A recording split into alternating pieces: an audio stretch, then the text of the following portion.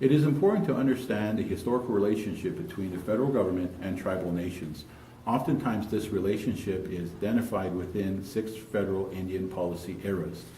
And so when we think about these conversations within a historical concept, it is important to understand that tribal communities and tribal members have had very unique experiences within each of the 6 federal Indian policy eras. Sometimes these experiences were beneficial, oftentimes these experiences were detrimental. In those conversations, we oftentimes raise the conversation related to historical trauma from the boarding school era, for example. And so an overview of the federal Indian law and policy eras usually begin with a conversation on the treaty-making era from 1791 until the 1870s. The second era is going to be related to the Indian reservation and removal era from 1830 up until as recently as 1934. The third era is the Allotment Act era, in which tribal lands were sold and a remainder of tribal lands were allotted to tribal members. Following the allotment era is the conversation on the Indian reorganization era.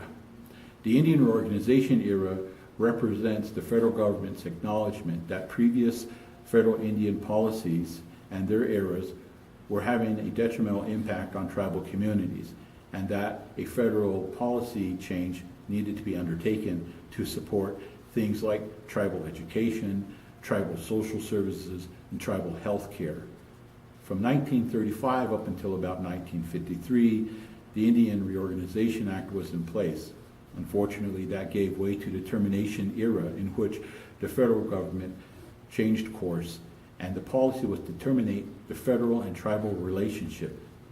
In practical terms, that meant terminating federal funding for things like education and health care and the federal protections of Indian reservations, as well as the unique relationship between the tribal governments and communities, as well as the federal government.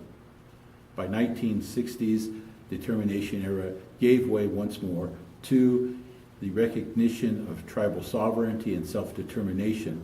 And with the enactment of the Indian Civil Rights Act in 1968, we have the new era in which we are in now, called the self-determination era.